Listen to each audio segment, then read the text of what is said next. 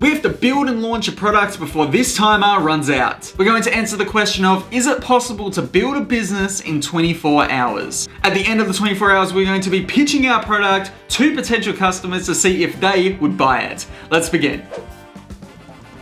So the Zoomers, I think we clarified it as. So what are their problems? Not having brand awareness, right, in Zoom. And obviously it's Zoom, so it's not like white label. Like production, like media production person, right? And if you get into a call with that person, and they have like a really cool, I don't know, like thing like in Zoom, then that like confirms your thoughts of them being like really good at their job, and like you should trust them. Yeah, it creates authority, right? Like, yeah, it creates a memorable experience. Essentially, how I see it is that the people that would be serving with this sort of product, right, that we're trying to help, is the people who essentially on sales calls, the people who are the founders, who are the face of the company, who are essentially trying to create partnerships and trying to create deals. So their job is to stand out, right? Now, you know, presentation design's a big thing, right? You know, how we design our presentations, how we present ourselves is quite important. But on a Zoom call from the production of your end, it's quite lost. And you can do the whole fancy DSLR setup and have the great audio and everything like that, but it's still kind of stock standard and it doesn't feel like your brand. It still feels like just another Zoom call. So any way that we can kind of help kind of add to that, I think better. I feel like someone who has a strong impression when you're in a Zoom call with them is like Brandon Gross, okay? So if you've ever watched his live streams, right, these things are like high production, they look really good. And when you get into a Zoom call with him, it's exactly the same thing. Like you get into a Zoom call and you can tell this guy knows his shit because his presentation, right, how he presents himself, isn't just a stock standard Zoom call, okay? It's actually like a scene that he's in, like he's in his own world, right? And that's his brand. Like it's most impactful then, right? Like if you jump on a call with your team and everybody's got the same layout, like, or, you know, fun different backgrounds, that's cool. But like, it's like, it doesn't go much further than cool, right? But if you're jumping on a sales call or something like that, you're actually creating a bit more of an experience and a bit more of a memorable meeting. Yeah, we talked about it for 10 minutes probably before this, and I think what we came up with is it's going to be beneficial for both of us if we both use our skills. So doing like what Brandon does and doing like kind of an OBS virtual camera setup. I think it needs to be, like, to an extent, right? Like, yeah. I think kind of being able to add your logo and like your colors and things like that. Like we might have different template styles, things like that. But I think it'd be cool if you could add your logo, maybe at the top right or something. It's like your domain name or your email address or your name or something like that. Like, you know, Twitch streams is a good one, right? Not every Twitch stream overlays the same. Like they're all kind of similar in a sense, and there's different, you know, styles, but just by, you know, being able to tweak colors, add your logo, things like that, it makes it a little bit more unique. I think we can do that. I'm not sure how you do the full customization in OBS, because you're obviously thinking about it from two perspectives, right? One, the customization of it, but two, the actual user experience as someone who wants to actually use the product.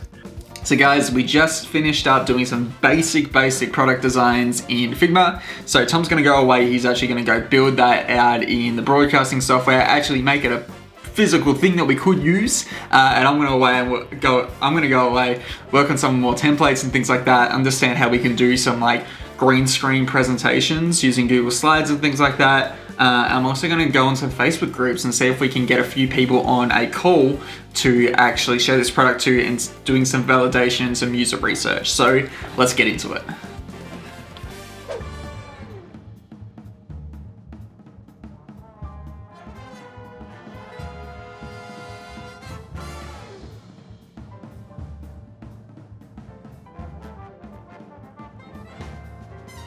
Alright, so I've just finished putting together the landing page design for the product. So yeah, I think next steps is actually going ahead and actually building that, and then there's a couple more templates and things I need to design so Tom can get going, so we'll continue on with that.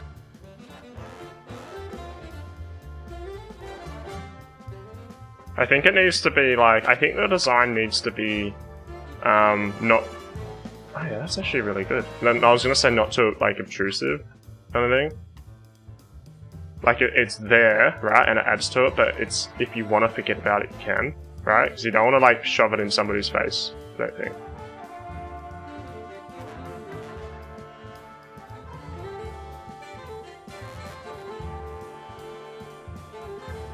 Alright, so here's what I've done. I've essentially taken the presentation template that I designed in Figma and then built it out in Google Slides. Now I've put this blue background behind it because essentially what I'm going to do, I'm going to chroma key it, which is essentially green screen, there's me, hi, which will then remove the background, so then I can have this overlaying on top of my video.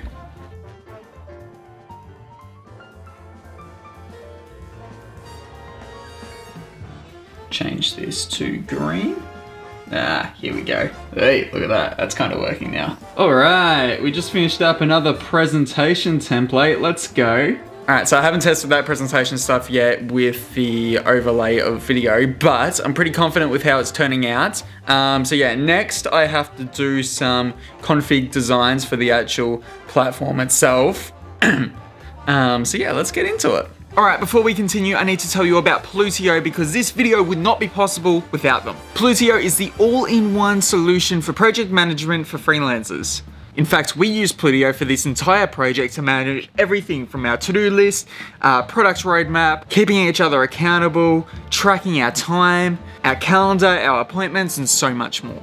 One of the coolest things I like about Plutio is that you can actually customize the interface. We're adding our own graphics and colors, it was awesome. Literally everything that we needed to do in terms of the managing the project, which, let's be real, is probably one of the most important parts, especially when you've only got a time limit of 24 hours. All of it was done in Plutio. I highly recommend you guys check out Plutio. There's a link somewhere on here or in the description or somewhere. There's a free trial, so please go check it out.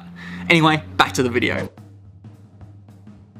Hey guys, it's the next morning. I've just woken up. It is about 9:38 at night in the morning. Sorry, if that will focus, it won't focus. 9:38 in the morning. I've just gotten up about half an hour ago. Me and Ryan just got off a demo call, which wasn't really a demo call because the person didn't rock up. But we're holding out. We've got another demo call in about 20 minutes. But I have got to smash out so much stuff today. I've got to package everything up into an installer. I've got to figure out how to get the templates installed on someone's computer. I've got to figure out how to do the animations. And I've got to go through all the templates and make sure they're good to go, and put a configuration scene on each of the templates so people can configure them really easily. So I've got lots of work to do. I'm going to stop talking to the camera and let's jump into this time lapse.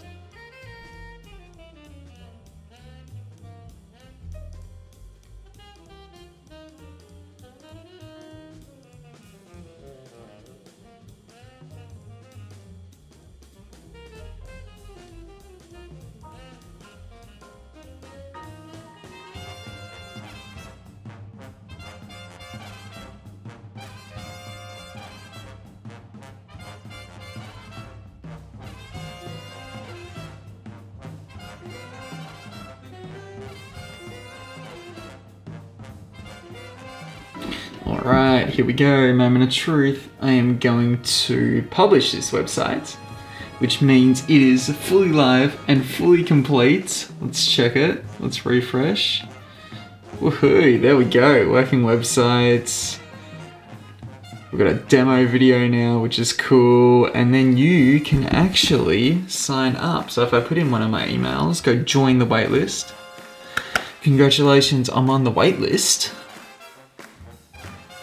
Then if I go to my emails, you can see I got an email notification saying that I signed up. How cool is that? All right, we're about to cross over the 1 hour to go mark. Let me show you what I've been working on.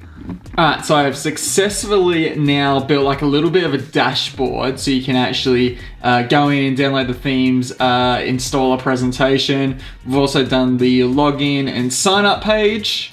So now I'm going to connect them with a tool called MemberStack, which essentially allows me to host gated content and allow people to actually sign up for a membership on the website so we can have their details and everything's kind of saved into one place.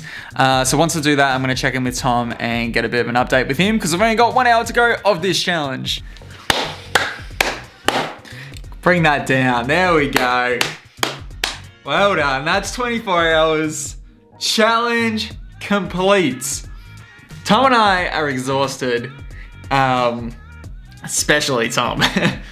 So we're gonna have a bit of a break and then we'll come back in a couple of days and kind of share the results with you guys and how far we got.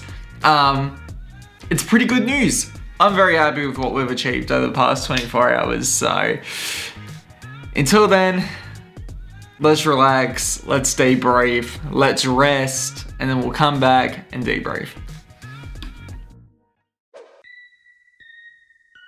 All right, it's been a couple of weeks since we finished up the challenge. Tom, firstly, what was your thoughts on this challenge? Do you think we passed or do you think we failed? I think we passed in some ways, but other ways I think we shot a bit too far out, like we were a bit too ambitious. But I don't know, maybe that was due to me sleeping in on the second day and yeah, maybe. not using the time as efficiently as I should have been. Yeah. Well, I mean, let's look at it from this perspective. We got a website up. We essentially had a working product or very close to working product. Like we did what we said we were going to do. We shipped a product and we launched a product. Like at its core, I would call this a success. Yeah, I think just having, it may have not been a finished product, but just having the framework for the product kind of thing, like the base features. Right, not necessarily. We didn't have the emojis, right? We didn't have the. We had trouble with the installation working, but everything else. So the base of the product was there, and I think that's where it matters. Yeah. So we ended up showing the product to a number of people. They all loved the actual product itself. Yeah, the biggest problem that came up during some of the demos and things that we did with the 3-4 different people that we had was OBS not working on their devices. There was always one other different problem. So I think if this was to actually become a proper product in the future, there needs to be actually some sort of better virtual camera software that we build alongside that. Because everyone loves the product. In fact, so much so, somehow, just by probably luck and I guess good timing, we ended up getting number 3 on product hunts. So number 3 product of the day. It had over 337 upvotes. And I believe, I'm just looking at the number now, on the actual wait list on the website, we had over 550 people sign up for early access to Moose, which is very, very good for like essentially zero marketing. I think like you can't get much better than that, can you? I think that's awesome. Yeah. Yeah. So I mean, like next steps for Moose, who knows? Maybe we do a part 2 and we actually go out and crowdfund this, or you know, start a Kickstarter and get people to give us money so we can go actually build it. But overall, I think this challenge was a huge success. Shout out to Plutio for making this happen. Without them, it just would not be possible, I guess. And until then, we'll catch you on the next one.